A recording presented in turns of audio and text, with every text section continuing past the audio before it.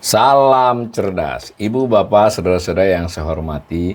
Sesi membacakan cuitan saya, Awalil Rizky, dalam platform X atau Twitter kali ini, saya akan membacakan 3 cuitan yang topiknya berhubungan, yaitu terkait dengan sesuatu yang topik yang saat ini viral, terutama di media sosial, ya, bahkan beberapa media mainstream, yaitu soal ukuran kemiskinan Bank Dunia dibandingkan dengan Badan Pusat Statistik.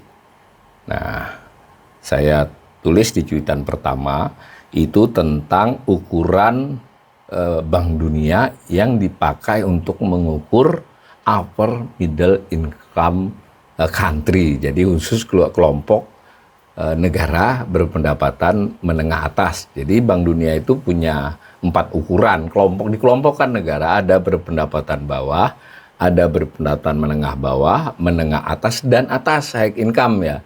Nah, itu ukurannya tiap tahun sebenarnya bergeser. Dengan sendirinya tiap tahun bisa ada negara yang naik kelas atau turun kelas, meskipun tidak banyak. Nah, saat ini Indonesia kelasnya adalah kelas kelompok menengah atas, tapi dekat banget dengan batas kelas itu, sehingga kita di antara kelompok kelas menengah atas, kita itu ranking bawah gitu, ranking 2 atau 3 dari bawah.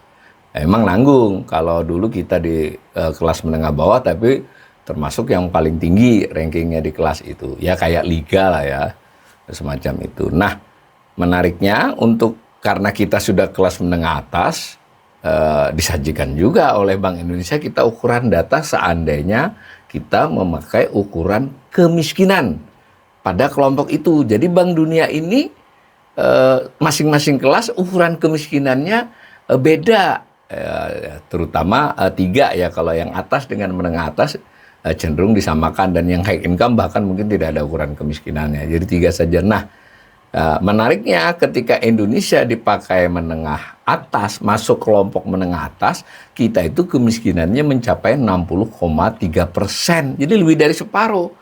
Ya, seperti pemberitaan-pemberitaan itu kalau dijumlahkan orangnya 172 juta. Sementara BPS hanya di kisaran 24 juta kalau secara tingkat 9,03%, yaitu Maret. Kalau September 2024 tuh hanya 8,5 ya, kurang lebih. Ini saya sengaja pakai Maret, alasannya ada, karena data BPS Maret itu lebih banyak sampelnya.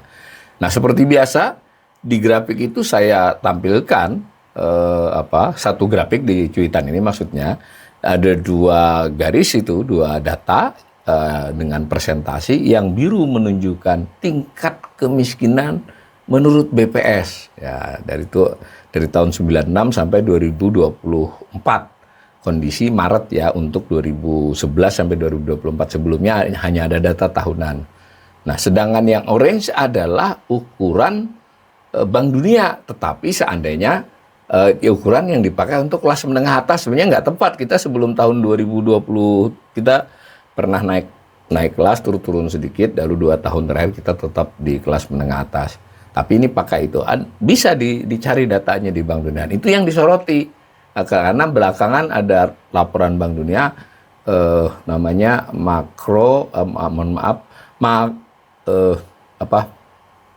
Poverty Macro Outlook, jadi kemiskinan makro. Nah, begitu. Nah, kalau dilihat itu betul ya, bahwa jauh sekali 60,3 berbanding 9,03 kalau pakai Maret, kalau pakai September beda. Tetapi yang saya ingin sampaikan, kedua-duanya itu turun loh ya. Ini yang perlu diketahui oleh pemirsa, bahwa memakai ukuran BPS maupun pakai ukuran Bank Dunia itu trennya turun. Bahkan kalau pakai ukuran Bank Dunia turunnya kelihatan lebih tajam, artinya pengurangannya lebih banyak. Ya wajar karena ukurannya tinggi kan. Nah, di situ juga saya tulis di era SBY kalau dilihat turunnya baik persen poin itu artinya dari 16,66 menjadi 11,25. Itu berapa persen poin kan turunnya? 5,41%, sementara dari era Jokowi hanya turunnya 2,22 persen poin. Beda dengan persentase penurunan ya, persentase penurunan dihitung lagi, tapi saya sudah hitung itu juga lebih baik di era SBY dibandingkan Jokowi. Nah, tetapi era pakai data Bank Dunia pun persen poin turunnya juga cukup besar. Jadi menurut saya harus ada fairness ya. Jadi ukuran ini juga bisa dipakai tapi bisa memperlihatkan terjadi penurunan dengan ukuran Bank Dunia di kelas menengah atas ini. Sehingga ada media yang memberitakan temuan Bank Dunia. Nah, menurut saya misleading itu. Bank Dunia ini ngukur terus, bukan temuan tahun ini. Itu ya, satu. Kemudian cuitan kedua, saya pakai dengan garis yang kelas menengah negara kelas menengah bawah, berpendapatan menengah bawah, lower middle income countries. Kalau tadi upper middle income countries. Yang tadi ukurannya 6,85 dolar per hari, yang ini 3,65 dolar per hari. Nah, lihat juga malah lebih tajam turunnya. Nah, kalau untuk ukuran ini kita masih 15,6%. Tadi kan 60,3. 15,6 berbanding 9,03 di BPS. Nah, sama dengan yang pertama tadi, perlu ada informasi tambahan. Bank Dunia ini tidak memakai kurs pasar ya. Jadi nggak bisa 3,65 kali misalnya 16.750 apalagi, ya kan? Begitu juga tadi tidak bisa 6,85 kali 16.850. PPP itu adalah kurs paritas daya beli, purchasing power parity.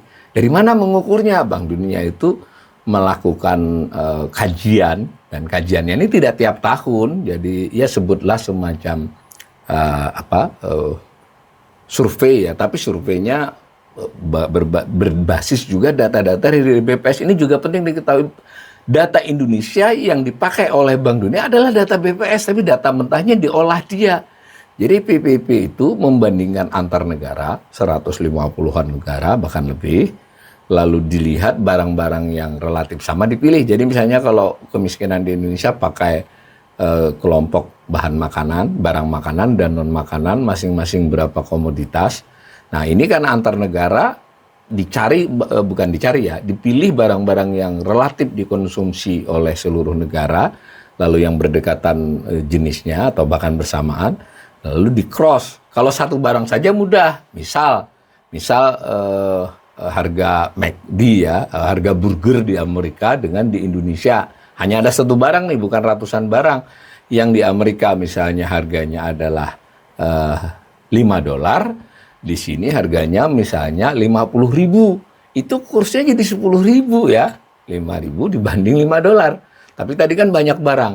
Nah, maka kursnya itu bukanlah kurs pasar, tapi kurs berdasarkan paritas daya beli, berdasarkan set data yang dibuat oleh Bank Dunia, komponen Bank Dunia ya. Ini kegunaannya macam-macam, termasuk untuk PDB. Nah, ini kebetulan untuk poverty line, garis kemiskinan.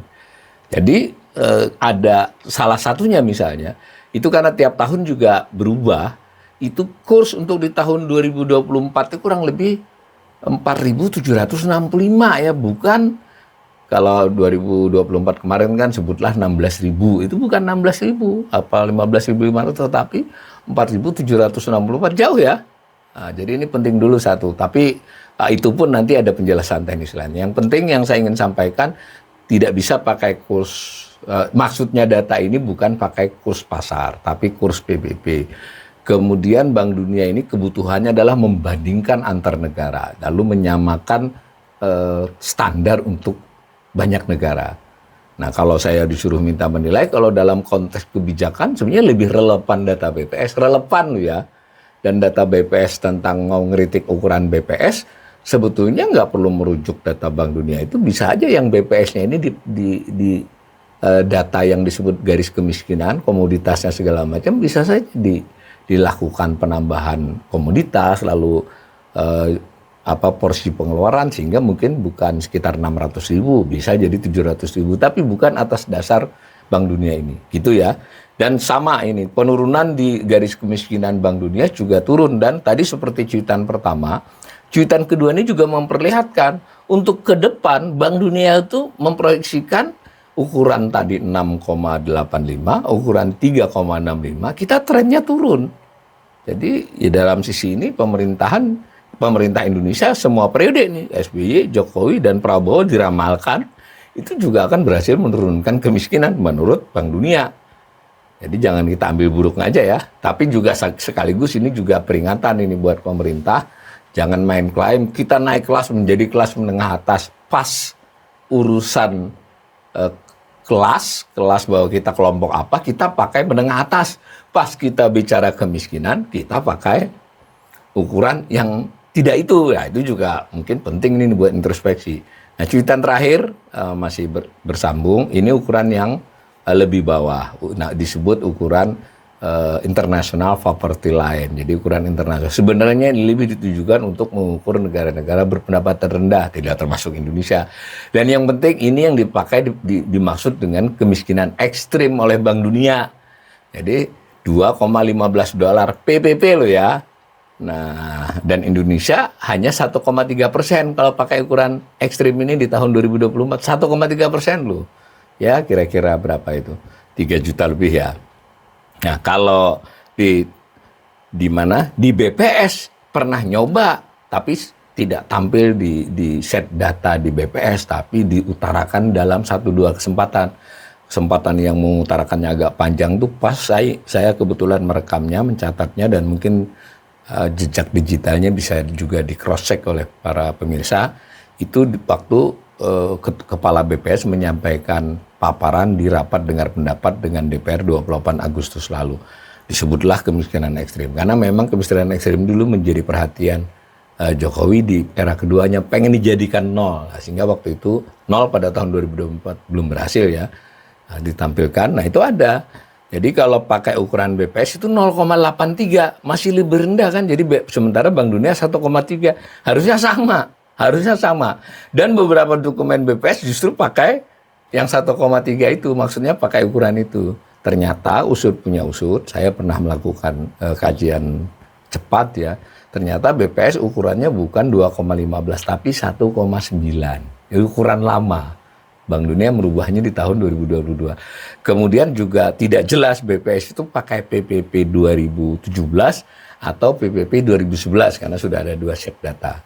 Nah, apapun saya ingin mengingatkan para pemirsa, follower saya di akun Twitter ataupun di YouTube, bicara-bicara seperti ini kita harus membedakan antara hoax, fakta, kemudian juga antara kita memberikan kritik menilai, antara kita juga harus mengakui basis kritik kita, basis apa kita itu juga berdasarkan hal-hal yang cukup nara. Bisa kita kritik BPS, standarnya kerendahan, itu harus dicek dalam komoditas yang dipakai untuk garis kemiskinan, mungkin juga jumlah sampel ketika menentukan garis itu, lalu harganya dan seterusnya, sehingga mungkin sekarang sekitar 600 kurang sedikit ya, itu kerendahan. Tapi bukan, saya pribadi tidak melihatnya tidak pas kalau dibandingkan dengan ukuran Bank Dunia, beda itu keperluannya.